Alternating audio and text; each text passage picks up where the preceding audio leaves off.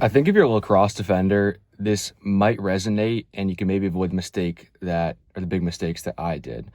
When I was growing up through high school, I focused on two things when I started to take lacrosse really seriously. And I kind of told myself I wanted to play in college. I started playing a lot more, but when I played a lot more, I did two things. I did a lot of footwork and I did a lot of stick work and shooting. I kind of just assumed those were the two biggest like levers that I could pull that would get me to college lacrosse. And in some ways that's like completely right. I still think that those are two of the most important parts of the game, basically all of the parts of a game of a defender. But what I didn't do is I barely ever focused on my stick checks. Almost never. And I think that's been a huge fault for the past 4 years of my training, maybe even 5 years of my training. I've barely spent any time going out by myself working on checks. I've always kind of seen it as almost like gimmicky because you go on YouTube and you see like people throwing crazy checks. And I was always like, that's not the type of player I am. I want to match feet, play good one-on-one defense, and then push transition, which is true. But I think I'm at a point now where my game is limited because I don't stand out because I'm not throwing any checks. I don't get beat very often in my matchups, but especially in D3, to be a standout defender, it's not really enough. Like you can get the number one cover and your guy can have 0 goals, 0 assists, and you'll be recognized as a good defender. But the best defenders in D3 get takeaways. They lock down their match and do all of it. And the reason is because I think there's just more opportunities and the attackmen aren't as good. But at the D1 level, I think the attackmen have just such an advantage over the defenders that you're seen as an amazing defender if you can just lock players down. I think a good example is like Sean Light.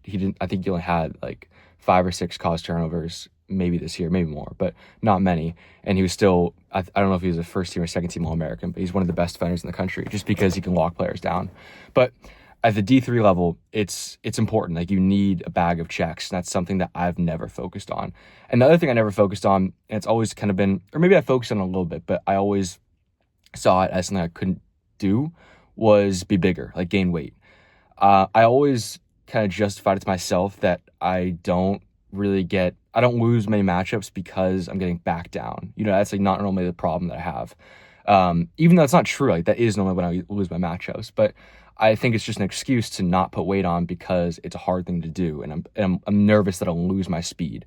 But the best players in the country, they can put weight on and they're just as fast. So it's just a limiting belief that I have and I can't get over. And checks and that are my two things right now that I want to go into my next season with.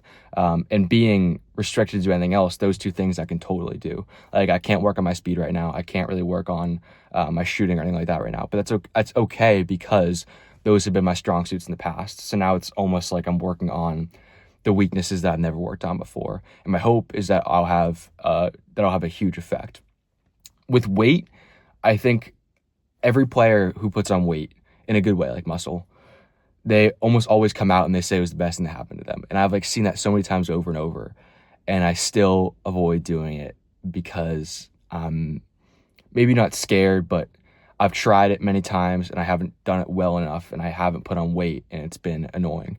And then whenever I get into season, I lose a lot of weight. But I think getting to a baseline weight that's pretty high at the start of the season is so important because come last game of the season playoffs, every year that I've played, I feel like I'm like a stick almost. I feel so weak all over my body. My legs are tired, my body's tired, and I don't feel like I can throw heavy checks or shoot very hard. And if I come in with a higher baseline, then at least I'll still lose some strength, whatever, but it won't be as much. Or if it is as much, I'll end up at a higher point at the end of the season, if that makes any sense. And gaining weight, gaining strength is also working on checks, like forearm strength.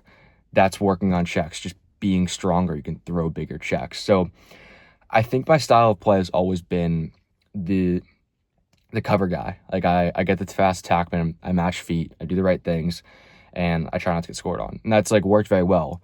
But I can't really stay in that position forever, especially now that I'm moving into a season where I'm not going to be as fast as I was last season because I haven't had all summer to train on my speed because of my knee. So I need to be the bigger defender that can throw bigger checks and plays more off-ball defense and gets a lot of takeaways when I slide. And that's going to be a big transition, a big difference from what I'm used to. And maybe I won't be exactly that, but shifting my mindset towards being the guy who throws more takeaway checks. And when I talk about takeaway checks, I don't mean like Rusty Gates and these crazy checks, just literal poke checks and slap checks. Like I've been working on my one-handed slap and release a lot. Simple stuff like that where you don't lose your positioning. Like D1 players throw it all the time and just can openers and stuff like that. It's just, I have never spent time on that. And I've always kind of just made the excuse that's not my style of play. But that's so stupid. Like I can have my style of play and focus on checks too. So that's kind of what I've been focusing on the past couple weeks, and my goal over the next 4 months, because I won't be able to run, or I won't be able to jog for another 2 months, and who knows when I'll be able to cut back and forth and do any sort of lacrosse movements. But checks and gaining weight are completely in my control. So